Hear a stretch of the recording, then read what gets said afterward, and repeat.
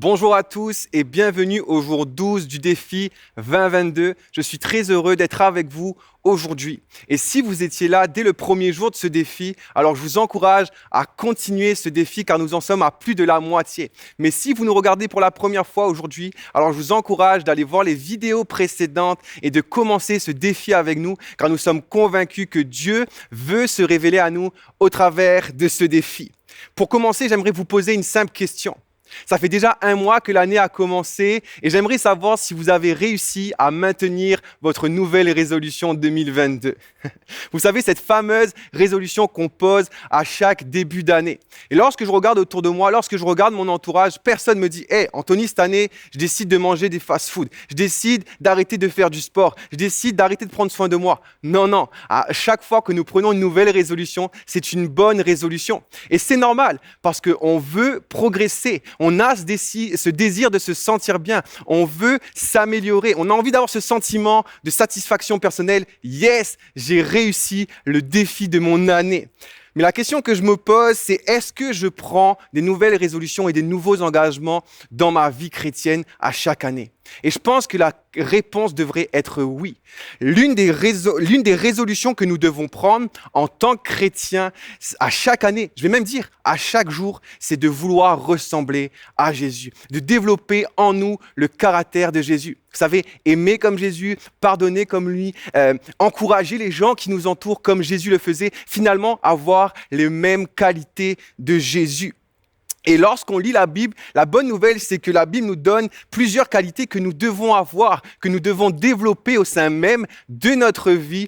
Et ces qualités que nous avons témoignent que nous devenons de plus en plus semblables à Jésus et que Jésus et son esprit habitent en nous. On peut lire dans Galates 5, 22-23, quant aux fruits de l'esprit, c'est amour, joie, paix, patience, bonté, bienveillance, foi, douceur, maîtrise de soi. Et aujourd'hui, j'aimerais qu'on puisse s'arrêter sur ce dernier, la maîtrise de soi. Comment, dans ma vie chrétienne, je vais rechercher et je vais développer la maîtrise de soi. Pour donner une simple définition, la maîtrise de soi, c'est la capacité de demeurer maître de ses propres émotions, maître de ses propres actions. En fait, elle consiste à prendre le contrôle sur nos émotions et sur nos désirs avant que ce soit nos émotions et nos désirs qui prennent le contrôle sur notre vie. Regardez, je vais vous donner des exemples concrets. Ce soir, je décide de regarder, avant d'aller me coucher, un épisode sur Netflix, ma saison préférée. Je regarde un seul épisode, ensuite je vais me coucher. Sauf qu'après un certain temps passé devant la télé, je me rends compte que j'ai passé beaucoup plus de temps que prévu devant la télé. J'ai regardé beaucoup plus des épisodes. Pourquoi? Je sais que je ne devais pas faire ça, mais je l'ai fait quand même parce que mon souhait de poursuivre la saison, mon désir a pris le contrôle sur ma vie. Ou encore, lorsque je reçois un courriel de l'un de mes collègues qui me dit « Hey Anthony, tu n'as pas bien fait ton travail, tu n'as pas fait la tâche comme il le fallait. » Et lorsque j'analyse son courriel et j'analyse réellement ce qu'il me reproche, je me rends compte qu'il s'est trompé. Et là, rempli de colère, rempli de frustration, je décide de lui répondre. Vous savez, je tape fort sur le clavier, je dis « Eh non, c'est toi qui t'es trompé, c'est toi qui n'as pas bien fait ton travail. » Je sais très bien que si je réponds à ce courriel sous l'impulsivité de ma colère, je vais donner une mauvaise réponse à mon collègue. Je vais peut-être même le blesser. Mais je suis contrôlé par mon émotion. C'est elle qui prend le contrôle sur ma vie. Et là, je vais ressentir des regrets. Pourquoi j'ai fait ça? Pourquoi j'ai dit ça? Pourquoi je réagis comme ça? J'ai vraiment dit ça? Vous savez, ce qu'on remarque souvent, c'est quand lorsque nous agissons ou nous prenons une décision sous l'impulsion de nos désirs ou de nos émotions, dans la plupart du temps, nous agissons pas de la bonne manière. Nous prenons pas la bonne décision. Et lorsqu'on regarde au récit de la Bible, nous avons un exemple de maîtrise de soi dans l'Ancien Testament. David est poursuivi par le roi Saül. Le roi Saül veut absolument tuer David parce qu'il est rempli de jalousie envers David. Et David va devoir alors s'enfuir, s'éloigner du roi Saül. Et pendant qu'il s'enfuit, David, il a la possibilité par 2 fois de se venger du roi Saül. Il a la possibilité de tuer le roi Saül. Et qu'est-ce que la Bible nous dit? Elle nous dit que David ne l'a pas fait. Il aurait pu dire, je tue le roi Saül et je vais me justifier parce que je ne vivrai plus sous la menace de me faire tuer. Mais il ne le fait pas. Il préfère lutter contre l'émotion de sa colère. Il préfère lutter contre ses sentiments qu'il ressent et accomplir la volonté de Dieu. Ce qu'on apprend là, c'est que la maîtrise de soi, c'est la capacité de réagir en fonction de ce que Dieu nous demande de faire et non pas d'agir en fonction de ce que nous ressentons. Lorsqu'on regarde à la vie de David, on voit un homme de prière, mais on voit un homme honnête avec lui-même. Il savait que ses émotions et que ses désirs, ses motivations n'étaient pas forcément les bonnes. Et c'est pour ça, dans le psaume 139, il s'adresse à Dieu et il dit cette prière. Sonde-moi, ô Dieu, et connais mon cœur. Éprouve-moi et connais mes pensées. Tout comme David, on a besoin de demander à Dieu de sonder notre cœur. On a besoin de demander à faire de l'ordre dans nos pensées, à faire de l'ordre dans nos émotions, dans notre façon de nous comporter. Parce que David, il savait très bien que s'il était livré à lui-même, il n'allait pas agir comme Dieu voulait qu'il agisse. Mais en priant ainsi, David se préparait à faire face à des situations où il devait rester maître de lui-même. Nous devons faire comme David, prier, demander à Dieu de nous aider, demander à Dieu de nous préparer pour qu'il nous puisse nous aider, nous donner la capacité d'affronter des situations, de faire face à des situations pour lesquelles nous avons tendance à perdre notre maîtrise. David nous montre aussi qu'il avait appris qu'il n'était pas seul et qu'il n'agissait pas seul. Et ma question pour toi aujourd'hui, c'est que n'as-tu pas cette impression que lorsque tu réagis sous l'impulsion de ta colère, sous l'impulsion de la jalousie, de l'envie, tu n'as pas cette impression d'être seul? La réalité, c'est que tu n'es pas seul, mais que tu prends la décision d'agir seul. Nous agissons seuls en mettant Dieu de côté. Et pourquoi ? Parce que la voix de ce que nous ressentons parle beaucoup plus fort que la voix de Dieu dans notre vie. Parce que nous oublions simplement le fait que Dieu habite en nous, que Christ habite dans notre cœur, que son esprit est en nous et qui nous donne la capacité de surmonter ses émotions, surmonter ses désirs.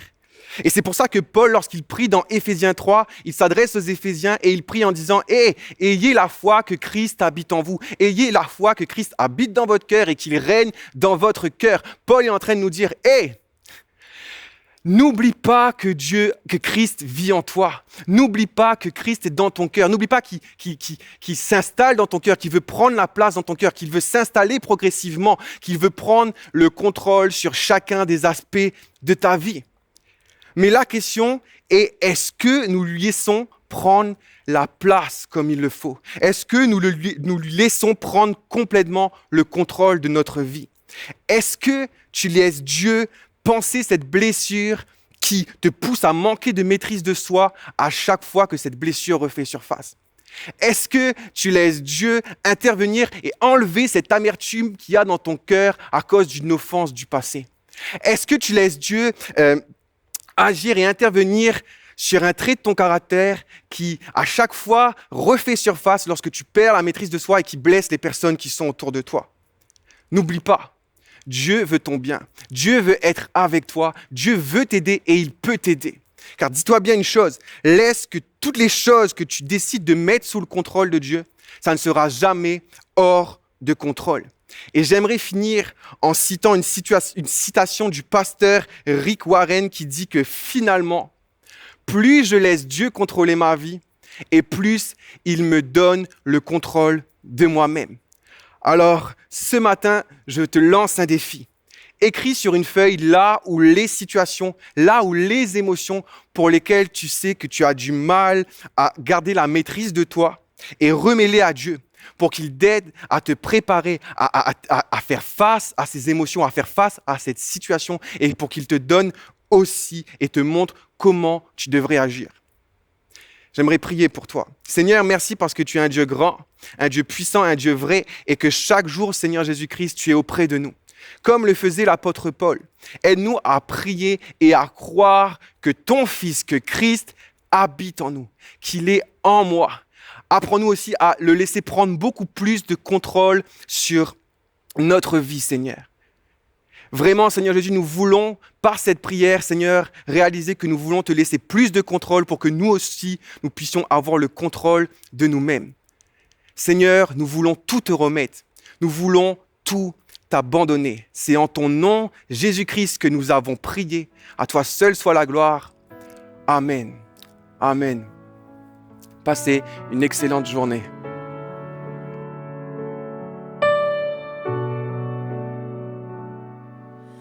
Entre tes mains, j'abandonne tout ce que j'appelle mien. Oh, ne permets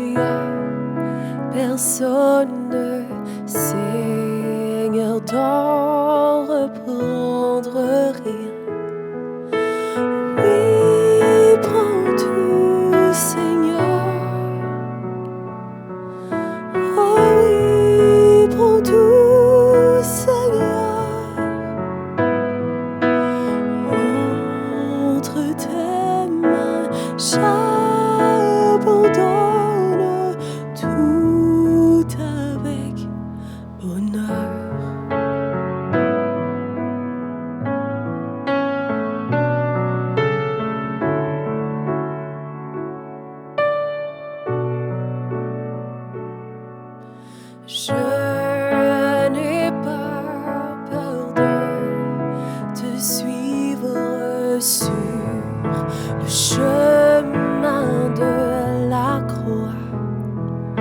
C'est pour toi que je veux vivre.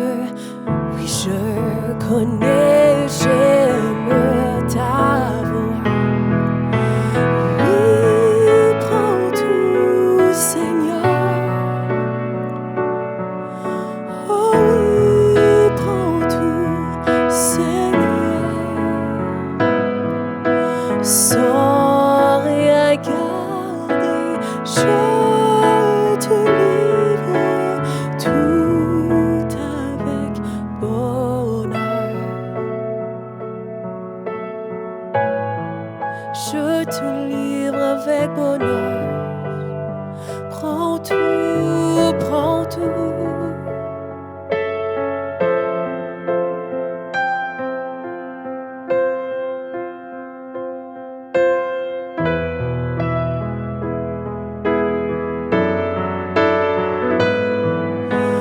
Oui, prends tout, Seigneur. Oh oui, prends tout, Seigneur. Prends mon cœur et prends mon âme, règne sur mon cœur. Oh oui, oui, prends tout, Seigneur. Oh oui, prends tout, Seigneur. Entre tes mains, j'abandonne tout avec bonheur. Prends mon cœur et prends mon âme, règne sur mon cœur. Prends mon cœur et prends mon âme, règne sur mon cœur.